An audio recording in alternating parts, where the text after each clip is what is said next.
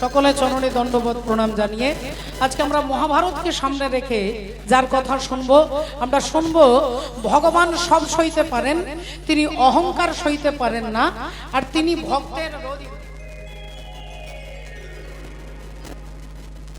ভক্তের চোখের জল তিনি সইতে পারেন না।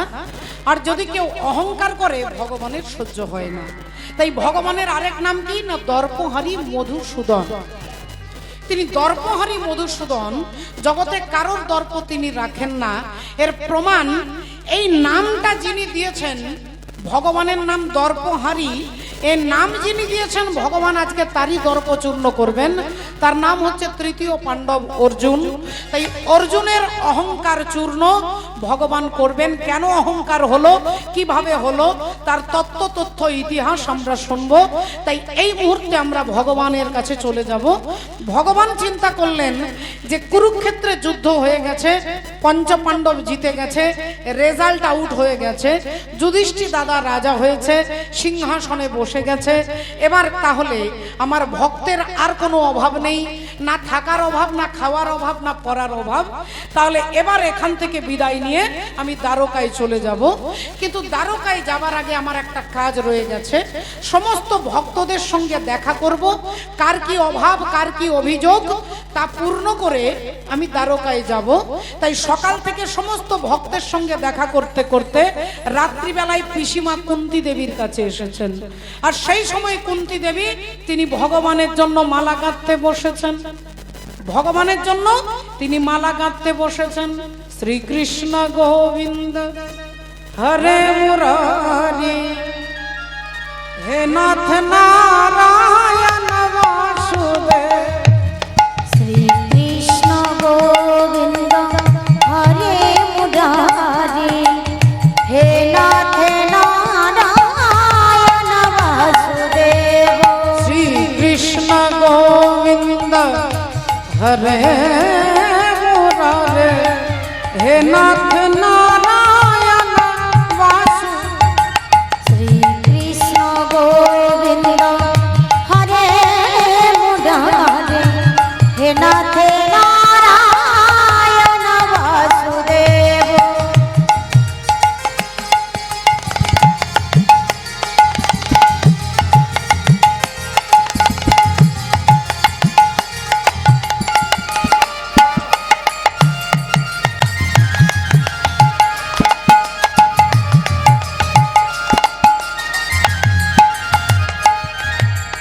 একমাত্র স্বামী সখা হমারে, একমাত্র স্বামী সখা হমারে, সখা হমারে, সখা হমারে।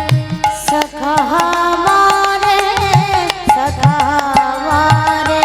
একমাত্র স্বামী সখা হমারে, হে নাথ নারায়ণ বাসুদেব।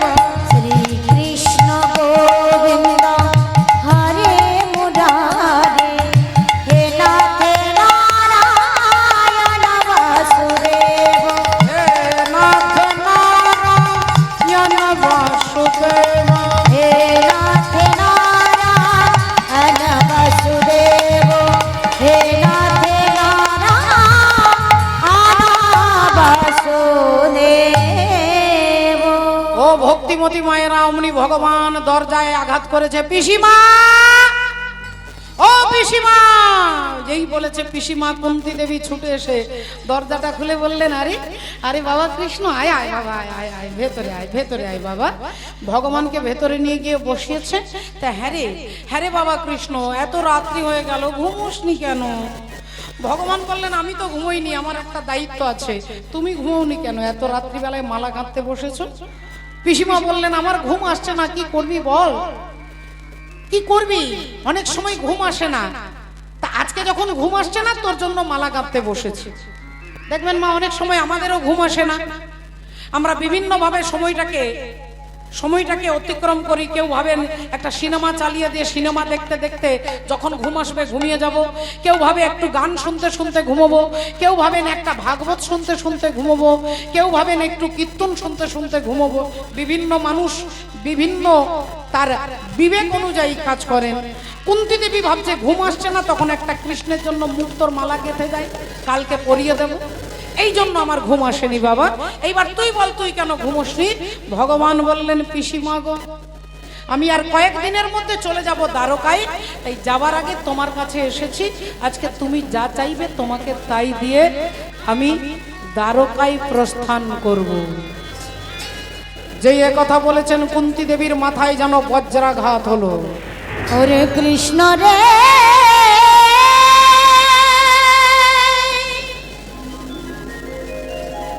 নানায় হতে পারে না,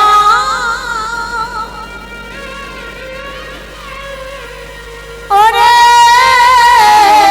কৃষ্ণ রে। এ হতে পারে না বাবা, এ হতে পারে না। ভগবান বলে, পিসিমা গো। কুন্তী দেবী বললেন, তাহলে কেন এসেছিস? আমি যা চাইব তুই তাই দিবি। হ্যাঁ পিসিমা, তোমার চাইতে দেরি হবে, আমার দিতে দেরি হবে না, বলো কি চাও? কুন্তী দেবী বলছে, তাহলে দে বাবা। আঁচলটা পেতে বলছে, জগতের যত দুঃখ তুই আমাকে দে বাবা, তুই আমাকে দে। ভগবান বললেন, পিসিমা গো, আজ ইতিহাস প্রমাণ আছে, আজ পর্যন্ত তোমার মতো আমার কাছে দাঁড়িয়ে কেউ দুঃখ চায় না। আমার কাছে দাঁড়িয়ে সবাই সুখ চাই, আনন্দ চাই, বাড়ি চাই, গাড়ি চাই, সুস্থতা চাই, কিন্তু তুমি এমন ভক্ত যে আমার কাছে দাঁড়িয়ে হরি বলো। রবি আর বাবলু শিকদার, রবি সাহা ভগবত সেবার জন্য আজকের একাদশীতে তিনি দিয়েছেন 150 টাকা। আমি জানি না কে কত দিয়েছেন। তাদের এই সেবা একাদশী অর্থাৎ দ্বাদশীর দিন গোবিন্দ সেবাই লাগবে। জয় নিতাই, জয় রাধে শ্যাম, হরি বল। আসুন আজকে দেখুন, কুন্তী দেবী বলছে, তুই আমাকে দুঃখ দে, জগতের সমস্ত দুঃখ তুই আমাকে দে। ভগবান বলে, পিসিমা তোমার জীবনে দুঃখ কম আছে। কুন্তী দেবী সম্পর্কে আপনারা জানেন কিনা আমি বলতে পারবো না। কুন্তী দেবীর বাবার নাম হচ্ছে সুরসেন, বাবার নাম সুরসেন। কিন্তু সুরসেনের যখন মেয়ে হলো তখন সুরসেন কি করলো, তার ছোটবেলাকার বন্ধু কুন্তী ভোজ, তার কোনো সন্তান ছিল না, তাই মেয়েটাকে নিয়ে বন্ধুকে দিয়ে বললেন, আজ থেকে আমার মেয়েটা তোর মেয়ে।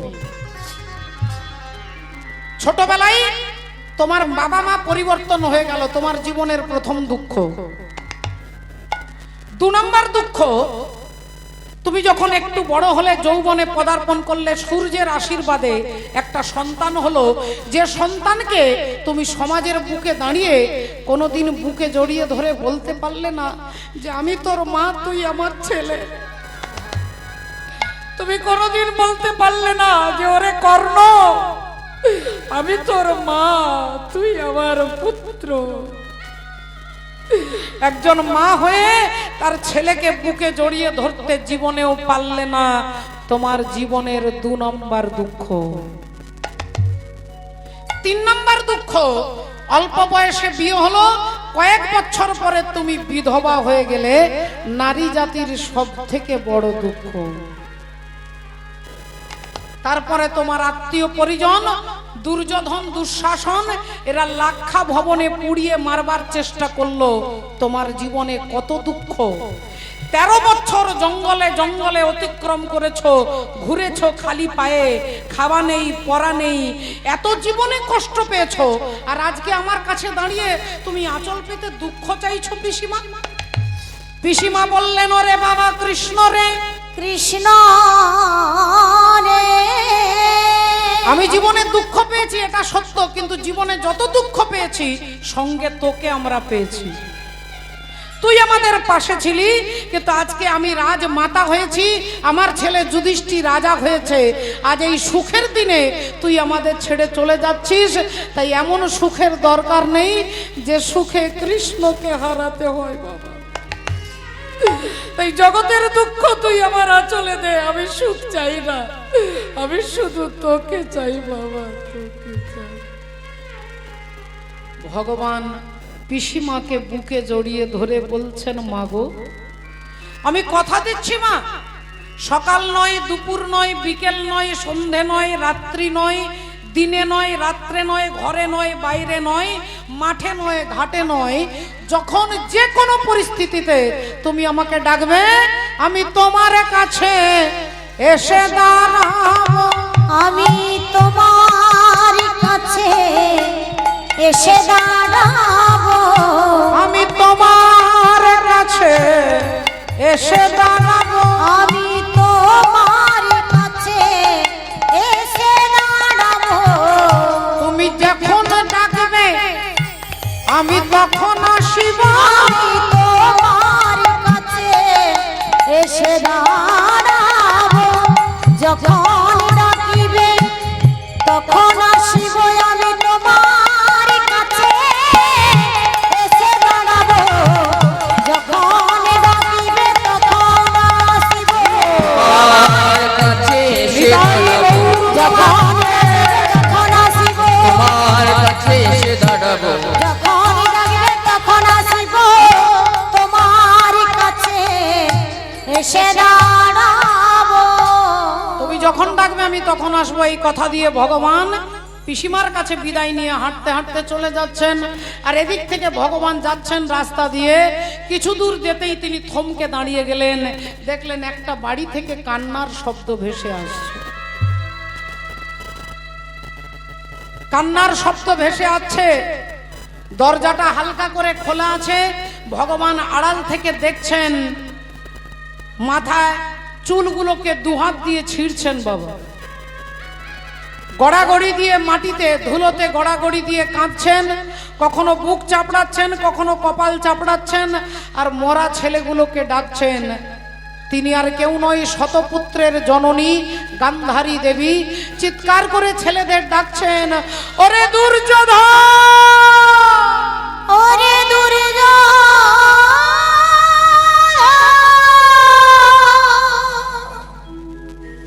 ওরে দুঃশাসন রে, একবার ফিরে আয় বাবা, একবার ফিরে আয়।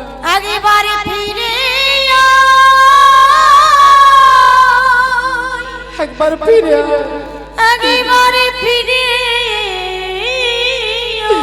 ওরে বাপ দুঃশাসন, ফিরে আয়।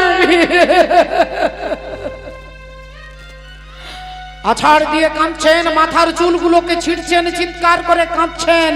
আর এমন সময় ভগবান পেছন থেকে বলে উঠলেন, মা। চমকে উঠলেন গান্ধারী। কে কে কে আমায় মা বলে ডাকলে? কে আমায় মা বলে ডেকে আমার তাপিত হৃদয়কে শান্ত করেছো? আমি তোমায় দেখতে পাচ্ছি না কেন? আমি তোমায় দেখতে চাই, তুমি কে? অমনি বলে উঠলেন, মা, এরকম হ্যালোজিনের আলোতে আমাকে যে দেখা যায় না মা,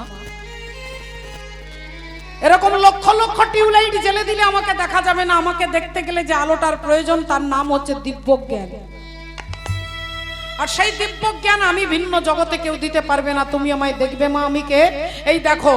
আর যেই দেখেছে অমনি দেখছে, দেখে ভগবান কৃষ্ণ দাঁড়াইয়ে আছে। দেখে ভগবান কৃষ্ণ দাঁড়াইয়ে আছে। ভগবান কৃষ্ণ দাঁড়াইয়ে আছে। ও যে গান্ধারী চোখের কাছে ভগবান কৃষ্ণ দাঁড়াইয়ে আছে। গান্ধারীর চোখের কাছে ভগবান কৃষ্ণ দাঁড়াইয়ে আছে। আর যেই ভগবানকে দেখেছেন অমনি আঙুলটা তুলে বলে উঠলো, তুমি সেই কৃষ্ণ, তুমি সেই কৃষ্ণ যে আমাকে মা বলে ডাকবার মতো কাউকে রাখলে না। তুমি সেই কৃষ্ণ। যে আমার কোল শূন্য করে দিয়েছো কৃষ্ণ, তুমি সেই কৃষ্ণ আমার বংশে বাতি দেওয়ার জন্য কাউকে রাখলে না।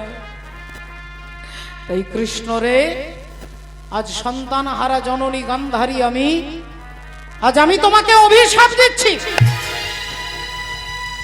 তুমি যেমন আমার বংশে বাতি দিতে কাউকে রাখলে না, একদিন আমার মতো তোমার বংশ ধ্বংস হয়ে যাবে।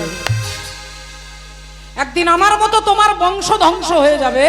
যেই এ কথা বলেছেন ভগবান একগাল মিষ্টি হাসলেন। মা, সমস্ত পরিস্থিতিতে ভগবান হাসেন। ভগবানকে কাঁদতে দেখেছে? যদি কোথাও কাঁদতে দেখেছেন, তিনি ভক্তের জন্য কেঁদেছেন, নিজের জন্য কাঁদেননি। বাবা, একটু ভালো করে ভেবে দেখুন, ভগবানের জীবনে দুঃখ নেই।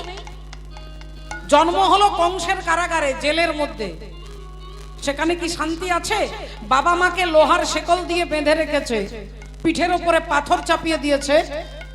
ভগবানের মায়ায় বসুদেব ভগবানকে মাথায় করে এপার থেকে ওপারে নিয়ে এলো। বাবা মাকে পরিত্যাগ করে চলে এলেন গোকুল বৃন্দাবনে। ভগবানের প্রথম দুঃখ, 6 দিন বয়সে পুতনা রাক্ষসী আসছে, অগাসুর বকাসুর, জীবনে কত ঝড় কত ঝঞ্ঝা, কিন্তু তথাপিও ভগবান সর্বসময় আনন্দে থাকেন। তিনি সচ্চিদানন্দময়, তিনি সচ্চিত আনন্দের স্বরূপ, তাই তিনি সদা সর্বদা হাসেন। গান্ধারী বলছে তোমার অভিশাপ দিলাম, তোমার বংশ ধ্বংস হয়ে যাবে। ভগবান বললেন মা, তোমার অভিশাপ আমি মাথায় তুলে নিলাম। আমি তোমার দেওয়া অভিশাপ মাথায় তুলে নিলাম। আমি কথা দিচ্ছি আমার বংশ ধ্বংস হবে, কিন্তু হেই মা জননী গান্ধারী, তোমার একটাও ছেলেকে আমি মারিনি। মা, একটাও ছেলেকে আমি মারিনি, মেরেছে তাদের কর্ম। একবার ভালো করে ভেবে দেখো, আজ থেকে 18 দিন আগে যেদিন কুরুক্ষেত্রের যুদ্ধ শুরু হবে, সেদিন তোমার ছেলে দুর্যোধন তোমাকে প্রণাম করতে এসেছিল। আর ছেলে প্রণাম করে এবার যুদ্ধে যাবে, মাকে বলছে মা আশীর্বাদ করো আমি যেন যুদ্ধে জয়লাভ করি। স্বাভাবিক, ছেলে পরীক্ষা দিতে যাবে মাধ্যমিক, আর কয়েকদিন পরে হবে। তা ছেলে পরীক্ষা দিলে মা বলবে না যে তুই যেন পাশ করে যাস বাবা, তুই যেন ফার্স্ট হয়ে যাস, তুই যেন অঙ্কে পাশ করে যাস, লেটার পেয়ে যাস ইত্যাদি? মা বলতেই পারে। তা দুর্যোধন বলছে আমাকে আশীর্বাদ করো আমি যেন যুদ্ধে জয়লাভ করি।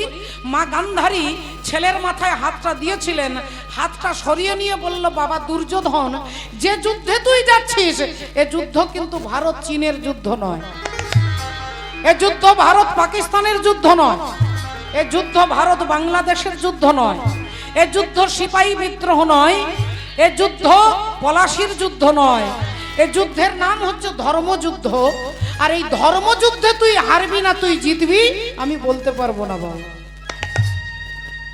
এই যুদ্ধে তুই হারবি না তুই জিতবি আমি বলতে পারবো না, তবে হ্যাঁ আমি তোর মা, তুই আমার ছেলে, এই তোর মাথায় হাত রেখে আশীর্বাদ করে বলছি ধর্মপক্ষের হবে জয়, যে পক্ষে শ্রীকৃষ্ণ রয়। হরি বল। ধর্মপক্ষের হবে জয়, যে পক্ষে শ্রীকৃষ্ণ রয়। এ কথা তুমি 18 দিন আগে বললে, আর আজকে তুমি আমাকে দাঁড়িয়ে অভিশাপ দিচ্ছ। মা, তোমার অভিশাপ মাথায় তুলে নিলাম। এই বলে ভগবান হাঁটতে হাঁটতে যাচ্ছে, আর এদিক থেকে অর্জুন আসছে। সারাদিন কৃষ্ণের সঙ্গে দেখা হয়নি, রাত্রিবেলায় ঘুম আসবে না কৃষ্ণকে না দেখলে, তাই অর্জুন আসছে ভগবানকে দেখতে। আর ভগবান এদিক থেকে হাঁটতে হাঁটতে আসছে, অর্জুন যাচ্ছেন ভগবানের নাম করতে করতে। কণ্ড কণ্ড মেরা হর মন মেরা रोम रोम श्री राम रे, राम सुमिर ले ध्यान लगा ले, बन जाए सब काम रे।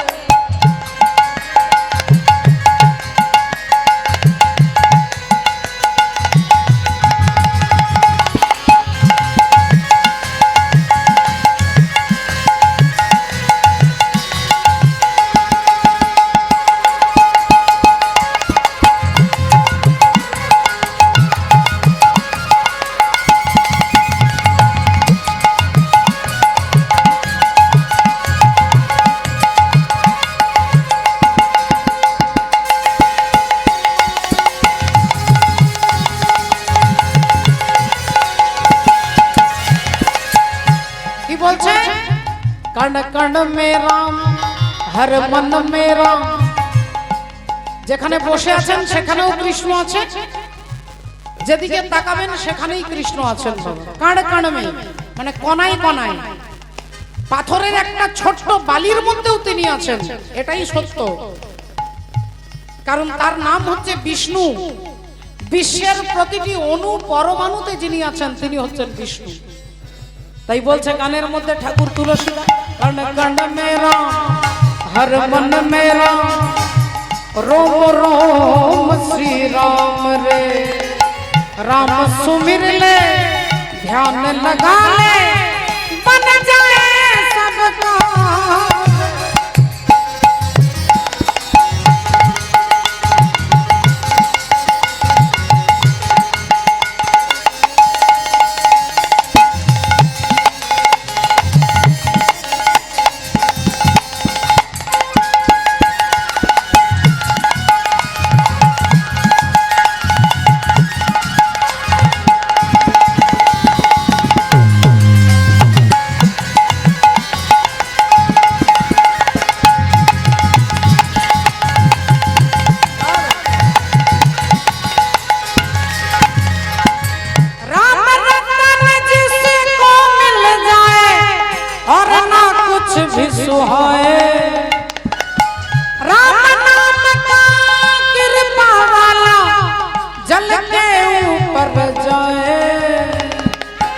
नहीं जपा तो अब तू जप ले, नहीं जपा तो अब तू जप ले।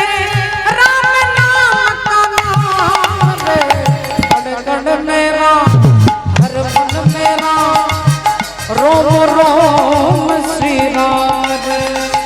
राम बोलो राम, राम बोलो राम, राम बोलो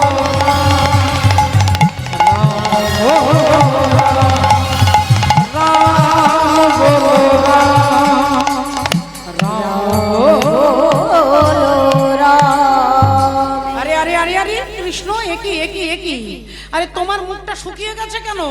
এত সুন্দর নীল পদ্মের মতো তোমার বদন মলিন হয়ে গেছে, শুকিয়ে গেছে, কি হয়েছে? ভগবান বললেন তেমন কিছু নয়, আসলে তোমার যে জেঠিমা তিনি আমাকে অভিশাপ দিয়েছে। আমার জেঠিমা? হ্যাঁ, তোমার জেঠিমা গান্ধারী দেবী আমাকে অভিশাপ দিয়েছে, আমার বংশ নাকি ধ্বংস হয়ে যাবে। যেই বলেছে বংশ ধ্বংস হয়ে যাবে অমনি অর্জুন একটু জোরে হেসে ফেলেছে। ভগবান বললেন অর্জুন তুমি হাসলে কেন? অর্জুন বললেন শোনো কৃষ্ণ, আমার জেঠিমা যেমন তোমাকে অভিশাপ দিয়েছে, ওই কুরুক্ষেত্রের মাঠে একজন নারী তিনি আমাকেও অভিশাপ দিয়েছে। আর যিনি আমাকে অভিশাপ দিয়েছিলেন তিনি আর কেউ নন, তিনি হলেন পতিত পাবনী মা গঙ্গা দেবী। আর মা গঙ্গা দেবী অর্জুনকে অভিশাপ দিয়েছিলেন। মা গঙ্গা বলেছিলেন আমার পুত্র ভীষ্মকে তুই সারা শরীরে বাণবিদ্ধ করেছিস, 4 আঙ্গুল ফাঁকা নেই। বিশ্বদেবের সারা শরীরে এত তীর যে 4 আঙ্গুল ফাঁক নেই। এত তীর বিদ্ধ করেছিস আমার ছেলেকে তুই, আমি মা হয়ে তোকে অভিশাপ দিচ্ছি একদিন তোর ছেলের হাতে তুই মরবি। অর্জুন বলছেন তাহলে পতিত পাবনী গঙ্গা দেবী আমাকে অভিশাপ দিল, আমি নাকি ছেলের হাতে মরবো। এবার তুমি বলো তো কৃষ্ণ, আমার ছেলেরা কেউ বেঁচে আছে? হ্যাঁ, আমার ছেলেরা কেউ আছে? আমার ছেলে অভিমন্যু মারা গেছে, আমার ছেলে শ্রুতকীর্তি মারা গেছে, আমার ছেলে ইরাবণ মারা গেছে। তাহলে আমার ছেলে বলতেই কেউ নেই, তাহলে আমি ছেলের হাতে মরবো কি করে? যেই এ কথা বলে অর্জুন হাসছেন, অন্তর্যামী ভগবান বললেন আচ্ছা আচ্ছা আচ্ছা, তোমার এত অহংকার। অহংকার ভগবান কারোর সহ্য করেন না, কারোর সহ্য তিনি করতে পারেন না। রাধে রাধে ভক্তমণ্ডলী, ভক্তিমতী মায়। তাহলে অহংকার তিনি সইতে পারেন না বলে ভগবান কি করলেন, কথাটাকে ঘুরিয়ে দিয়ে বললেন আচ্ছা ঠিক আছে, এসব কথা বাদ দাও, এসব কথা পরে হবে। তুমি আমাকে বলো অর্জুন, তোমার দাদা যুধিষ্ঠির যে অশ্বমেধ যজ্ঞের ঘোড়া কয়েকদিন আগে যে ঘোড়াটাকে ছেড়ে দিয়েছিল, সেই ঘোড়া ছুটতে ছুটতে একটা রাজ্যের ওপর দিয়ে যাবে। সেই রাজ্যের রাজা যদি ঘোড়াটাকে ধরে তাহলে পঞ্চপাণ্ডবের সঙ্গে যুদ্ধ করতে হবে। আর যদি ঘোড়াটাকে না ধরে তাহলে সেই রাজ্যটা পঞ্চপাণ্ডবের হয়ে যাবে। তাহলে তোমার দাদার অশ্বমেধ যজ্ঞের ঘোড়া এখন বর্তমানে কোন রাজ্যের ওপর দিয়ে যাচ্ছে কিছু কি খবর আছে? অর্জুন বললেন, হ্যাঁ, কিছুক্ষণ আগেই খবর পেয়েছি। আমার দাদার যজ্ঞের ঘোড়া এখন যাচ্ছে মণিপুর রাজ্যের ওপর দিয়ে। মণিপুরের ওপর দিয়ে যাচ্ছে। মণিপুরে ছিল রাজা,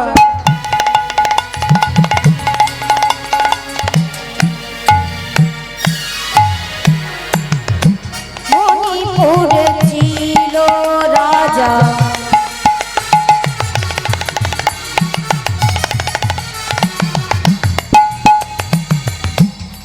বব্রু বাহন নাম।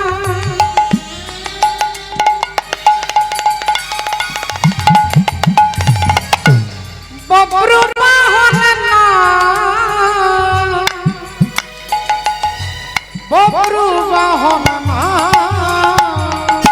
মণিপুরে ছিল রাজা, বব্রু বাহন নাম, বব্রু বাহন নাম, বব্রু বাহন নামে। ওগো ধর্মে কর্মে ছিল মতি, রাজা অতি গুণবান, অতি গুণবান। ধর্মে কর্মে ছিল মতি,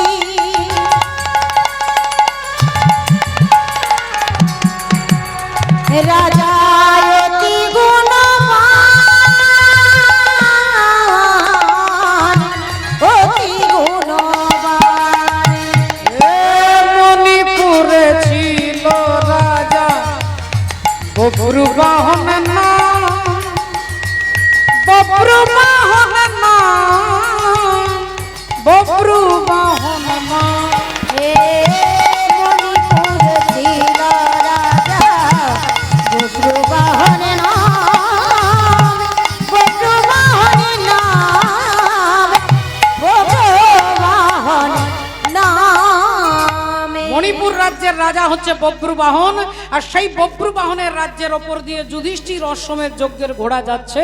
অমনি রাজা মশাই খবরটা জানতে পেরে সেই যজ্ঞের ঘোড়াটাকে ধরেছে, আর ঘোড়াটাকে ধরেই তিনি দেখতে পেলেন কপালে লেখা আছে যে যিনি সতীর পুত্র হবে তিনি এই ঘোড়াটাকে ধরবে, আর অসতীর পুত্র হলে ঘোড়াটাকে ধরেও ভয়ে ছেড়ে দেবে। বব্রুবাহন ধরলেন ঘোড়াটাকে, ভাবলেন তাহলে তো একে ছাড়া যাবে না, আমি নিয়ে যাব, আমার মাকে দেখাবো। মাকে দেখানোর জন্য ঘোড়াটাকে নিয়ে আসছে। মায়ের নাম কি না? মায়ের নাম হচ্ছে দেবী চিত্রাঙ্গদা। আর বাবার নাম কি না? বাবার নাম হচ্ছে তৃতীয় পাণ্ডব অর্জুন। কিন্তু আপনারা শুনলে অবাক হয়ে যাবেন, ছেলে জানে না যে আমার বাবা অর্জুন, আর অর্জুন জানে না যে আমার একটা ছেলে আছে। বাবা জানে না তার ছেলেকে, আর ছেলে জানে না তার বাবাকে। আপনারা বলবেন, আচ্ছা এর আমার কি রকম উদ্ভট কথা, একটা ছেলে তার বাবাকে হয়তো নাও জানতে পারে, কিন্তু একজন বাবা জানবে না আমার যে একটা ছেলে আছে? তাহলে এর কারণটা কি, এর তত্ত্ব কি জানতে গেলে একটু আগে থেকে চলে যেতে হবে।